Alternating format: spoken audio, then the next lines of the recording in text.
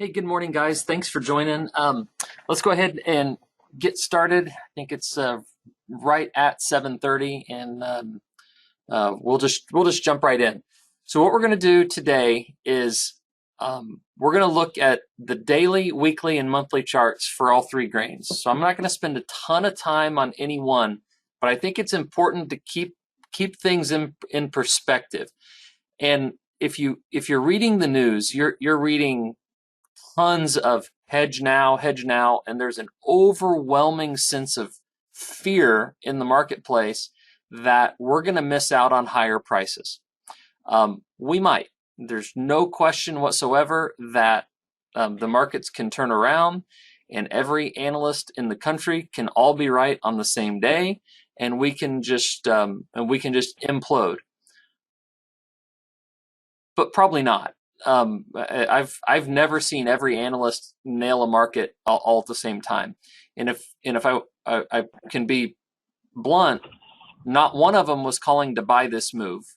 Not one of them was calling to buy down here. The herd is the most wrong at the end of a trend. The herd's not the most right at the end of a trend. So let's take a quick look at what's happening. So Sunday night or Friday night, we closed at the high, and we put out a little video that said, hey, we think there's going to be a gap opening on Sunday, and we can run away with it. And that's exactly what happened, but we had this extreme volatility. I mean, we opened the week at 52, at 952, we ran all the way to 66, back down to 43, and we did that in 1.5 trading sessions. I mean, this was the night shift, this was the day shift, and then the first hour of Tuesday night, we tested 40, and we came all the way back to 52 within the first hour.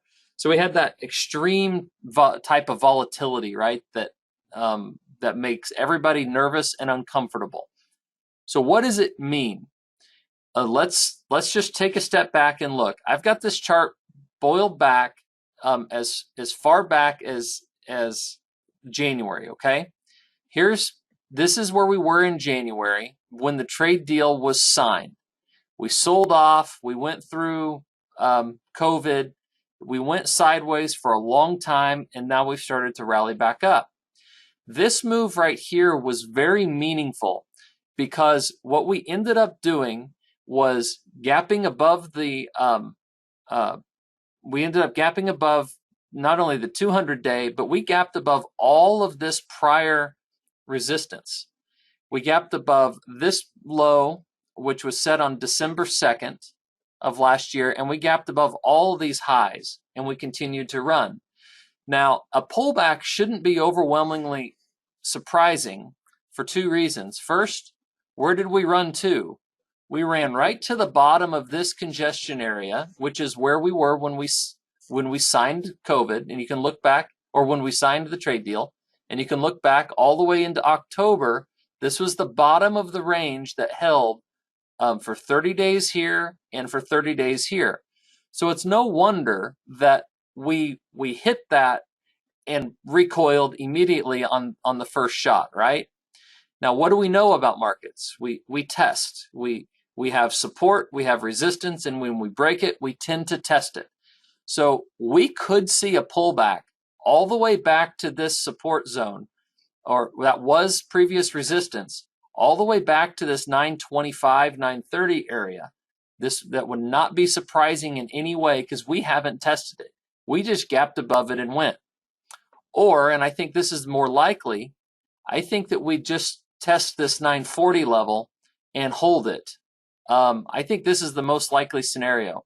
I think we found strong buying here at 940, and this is this level right back here, right?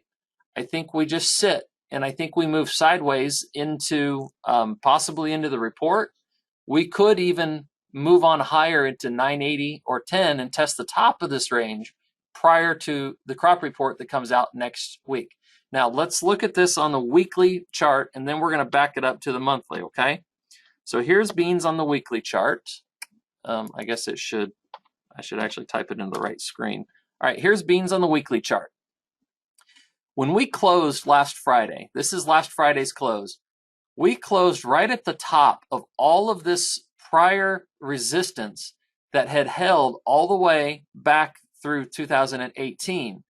And that was really significant, not just because it was resistance levels, but because this is the week that the trade war started all the way back in 2018. This is where we imploded to. So we have held for 2.5 years, we have held this level and we gapped above it. Now, thankfully, gaps are hard to deal with, right? Because they have a huge tendency to be filled. And it would have been really uncomfortable for beans to gap, run to 10 or 1050, and then go back down and fill the gap at 950. The gap problem is solved, right? We've spent this week so far filling that gap. And if you look at what we're doing nothing more than testing the top end of this zone, right? We break it, now we've got to test it to prove it in order to make sure that we can now go higher. So even if we test back down into here, it's the weekly close that in my opinion matters. We want to trade off the closes and get follow through. So even if we close down here, we want to see it break more before we're going to say, oh, nope, that was a false breakout. Because this was very powerful. It was on extremely high volume. And we're seeing the funds get longer than they've been in a very long time into the bean market. And they haven't made that decision lightly.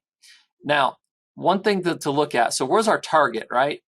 If we are able to hold this 950, let's call it 945 level, which is kind of the main. We've got some wicks that come up, but this is really the main support levels. These are the closes and opens of all these weeks. Let's call it 945.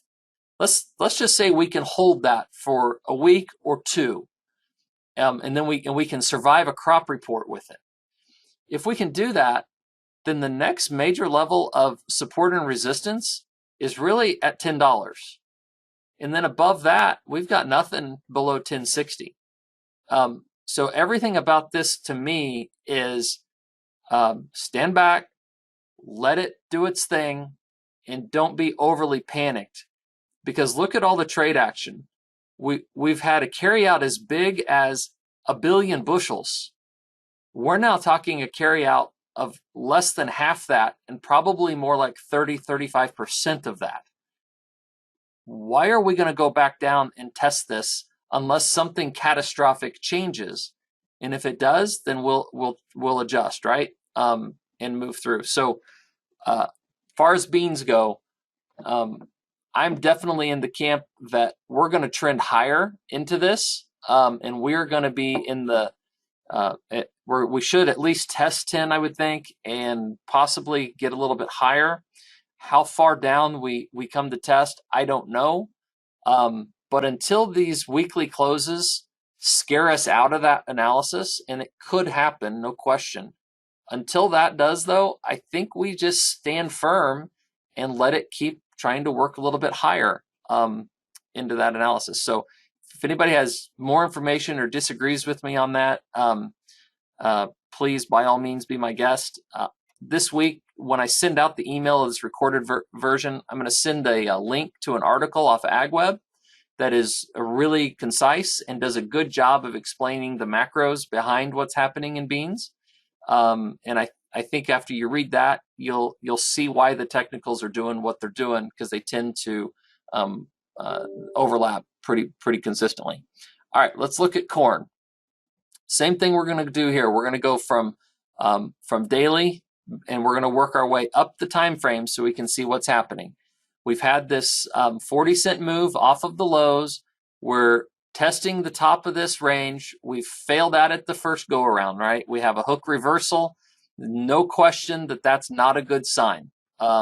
We broke all this. We broke all this stuff. We turned around and tested it, and we failed, right? So corn could be in trouble here. But then we turn around and we have a reversal right here. So we've got a reversal and a reversal. To me, what that means is that we're now sideways. We've found resistance and we found support. And what that and we should just chop sideways until something materializes to push us outside of that range. Maybe that's going to be the crop report. I don't know what it'll be, but we got to stop and think. The crop is not getting any larger at this point. It seems to be that we're constricting. The good to excellent ratings in Iowa crashed 30 points in the month of August. I think 28 was the number. They crashed 28 points during the month of August. That's unprecedented. The Iowa crop is not getting bigger. It seems to be shrinking, and that's going to impact the national average.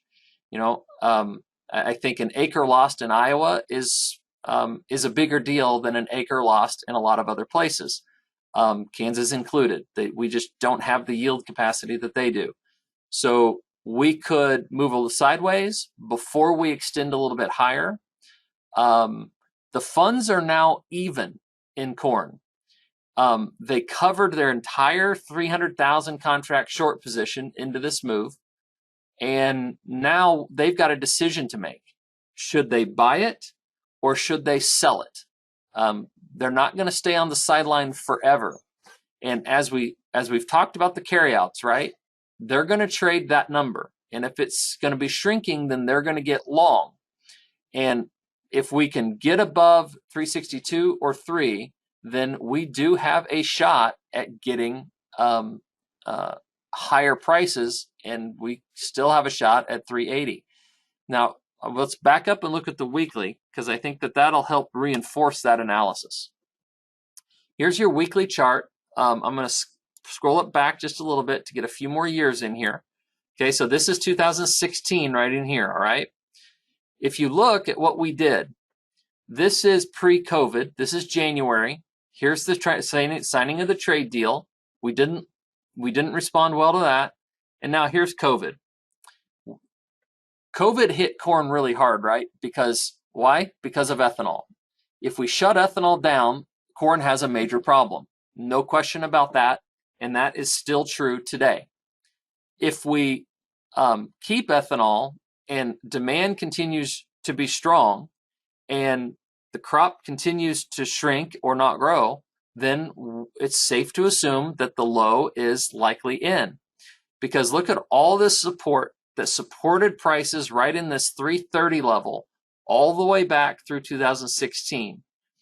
So keeping the carryouts are important, right? We were trading 2.6, 2.4, 2.8, 1.7. We were trading big carryouts through this entire level or through this entire area.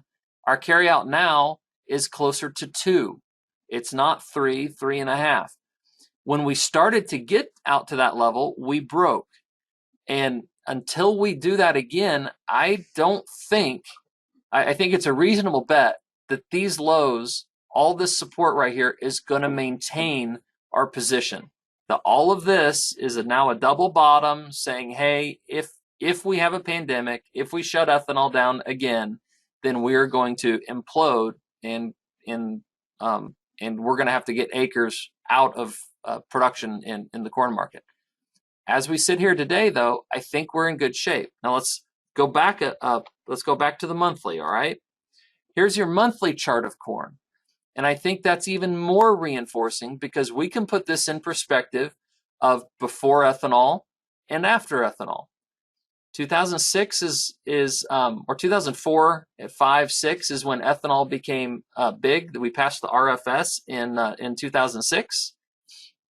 As we came out of the pre-ethanol world, demand increased, China started buying protein, we went crazy, and we had a drought. We maintained higher prices. Then we found equilibrium, right? We found kind of the balance between supply and demand, and we created this massive range from 440 to 330. And that's where we've been since 2014. When we broke ethanol down, we immediately broke down into pre-ethanol prices. We kind of realized that we're going to turn it back on, and now we're back up.